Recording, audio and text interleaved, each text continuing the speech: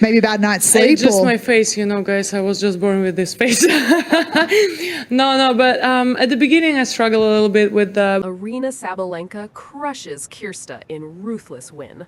What looked like just another match on paper quickly turned into something far more brutal. Because this wasn't only about winning, it was about control, dominance, and a message sent to the entire tour. And by the end, one question echoed louder than the scoreline.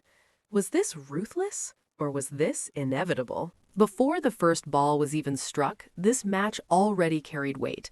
Not because of rankings alone, but because of timing. Aryna Sabalenka walked onto the court as the world #1, confident, powerful, and carrying the expectations of a player who no longer surprises people, but intimidates them. Every opponent across the net now sees the same thing: raw power mixed with growing control, a champion who has learned from chaos. Across from her stood Cîrstea, a veteran, experienced, battle-tested, a player who has spent years surviving the grind of the tour, reinventing herself and proving that age does not erase ambition. This was not a rookie hoping for an upset. This was a woman who had beaten Sabalenka before, a woman who knew that if you let Aryna settle, the match is over. And that history mattered, because once upon a time, Cîrstea had shocked Sabalenka, exposing her inconsistency, forcing errors, dragging her into uncomfortable rallies. That version of Sabalenka was emotional, volatile, sometimes self-destructive. But this version arrived different. From the opening warm-up, there was a visible contrast. Sabalenka moved with authority. Her body language wasn't loud, it was calm. That calm was dangerous. It signaled something unsettling. She didn't need chaos to win anymore. Cîrstea, meanwhile, carried quiet determination. This match wasn't about proving anything to critics, it was about proving something to herself. Veterans don't walk into matches like this expecting mercy, they expect a fight. But tennis doesn't reward intention, it rewards execution. And as the match began, something became clear within minutes. Sabalenka wasn't here to negotiate. She wasn't here to feel out the rhythm. She was here to dictate it. Every serve landed heavier. Every return came deeper. Every rally ended on her terms. The gap between them wasn't skill, it was momentum, confidence, and belief. And that's when the tension shifted. Because when a player like Cîrstea realizes that her opponent isn't blinking, the pressure becomes suffocating. And for Sabalenka, this wasn't just another opponent, it was an opportunity. An opportunity to erase old doubts, an opportunity to remind the tour who controls the pace, and an opportunity to make a statement that could be heard far beyond this match. But nobody expected just how ruthless that statement would be. The turning point didn't come from a single break of serve. It came from a realization that settled into Cîrstea's body language as the games passed. Sabalenka wasn't missing. In the past, patience could crack Aryna. Extended rallies, high balls, changes of pace, these were the tools that once unsettled her. But this time, none of them worked. Every adjustment was met with resistance. Every attempt to slow the match only fed Sabalenka's rhythm. The serve became a weapon of control, not just aces, placement. Sabalenka used the serve to open the court, to pull Cîrstea wide, to force defensive returns that were immediately punished. The return games were even worse. Second serves were attacked without hesitation, sending a clear message: there would be no safe patterns today. And that's when the ruthlessness began to show. Sabalenka didn't celebrate loudly. She didn't scream after every winner. Instead, she walked to the baseline with focus, eyes forward, already preparing for the next point. That silence, it was louder than any roar. For Cîrstea, the frustration wasn't about losing points, it was about losing options.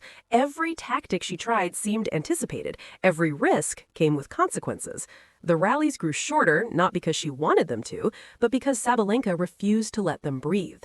This wasn't reckless power. This was disciplined aggression. And discipline is terrifying, because it removes hope. As the scoreline tilted further, the match transformed from a contest into a demonstration. Sabalenka wasn't reacting. She was orchestrating, pulling the strings, dictating when points ended and how. And still, Cîrstea fought. That's what made this even heavier. She chased balls, absorbed pace, tried to inject belief into each game. But belief without reward drains you faster than defeat. The crowd could feel it. This wasn't suspense anymore. It was inevitability unfolding in real time. And that's when the narrative shifted from dominant win to something darker. Was this too much? Was this merciless? Or was this simply the price of facing the world number one at her peak? As the match progressed, the conversation around it began to change, especially online. What started as a routine win quickly sparked reactions. Fans weren't just talking about the score, they were talking about the way it happened. Some called it clinical, others called it brutal, and a few called it unnecessary. That's the paradox of dominance. When you win too convincingly, people stop asking how and start asking why. Sabalenka's body language became a focal point. Every calm walk to the baseline, every controlled fist clench, every unflinching stare after a winner was dissected. To her supporters, it showed growth, maturity, control. To critics, it looked cold, almost detached. And that divide fueled the drama. Cîrstea, on the other hand, earned respect even in defeat. Fans noted her resilience, her refusal to collapse emotionally, her professionalism under pressure. But admiration doesn't change outcomes. What truly escalated the moment was the realization that this wasn't a one-off performance, this was a continuation of a trend. Sabalenka wasn't just winning, she was erasing resistance. That terrified the rest of the field. Because when a player dominates veterans like this, it sends a warning to everyone else. Experience won't save you. The match began trending not for its excitement, but for its imbalance. And imbalance creates controversy. Some fans questioned whether the tour had anyone capable of stopping her. Others argued that this was exactly what women's tennis needed, a dominant figure, unapologetic and powerful. Sabalenka never addressed the noise. She didn't need to. Her game did the talking. But the louder the praise grew, after the final point, the reactions poured in faster than the highlights. Social media became a battleground of interpretation. Was this a champion doing her job? Or was this a reminder of how unforgiving elite sport can be? Some fans praised Sabalenka for not holding back. They argued that professional tennis isn't about feelings, it's about execution. That if you step onto the court, you accept whatever comes. Others weren't so convinced. They pointed to the disparity in power, the lack of mercy, the absence of emotional acknowledgement toward a veteran opponent. They asked whether dominance should come with restraint. But here's the uncomfortable truth. Tennis doesn't reward restraint. Sabalenka didn't disrespect Cîrstea. She respected her by taking her seriously, by not easing up, by not assuming the match was over before it was. And that's what made the conversation so divisive. Because people don't argue about average wins, they argue about statements. This was a statement. And statements come with consequences. They create expectations, pressure. The higher you rise, the harder the fall becomes, if it ever comes. Sabalenka now carried that weight. Every future match would be measured against this performance. Anything less would feel like regression. And that's the price of ruthlessness. Beyond the noise, beyond the debates, there was a deeper truth hiding in plain sight.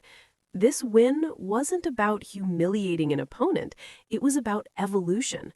This was a version of Sabalenka shaped by failure, by past heartbreaks, by matches where she lost control emotionally and tactically.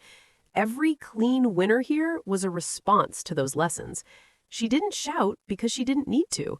She didn't rush because she trusted her patterns. She didn't panic because she believed. And belief is the most dangerous weapon in tennis.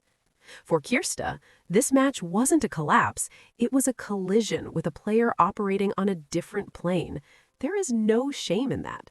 Sometimes effort isn't enough. Sometimes you meet someone who simply won't let you breathe. This match didn't end a rivalry. It clarified it. Long after the scoreline fades, this match will be remembered as a warning, not because of cruelty, but because of clarity. Aryna Sabalenka didn't just win, she defined the standard. She showed what happens when power meets patience, when emotion is replaced by precision. The tour felt it, and the question now isn't whether she can dominate, it's whether anyone can disrupt her. Because dominance like this doesn't announce itself loudly, it arrives quietly, and then it takes everything. This wasn't just a ruthless win. It was a reflection of growth, control, and the terrifying calm of a champion who knows exactly who she is. Was this peak Sabalenka, or just the beginning of something even more dangerous? If you enjoy deep, emotional breakdowns of women's tennis rivalries and real on-court drama,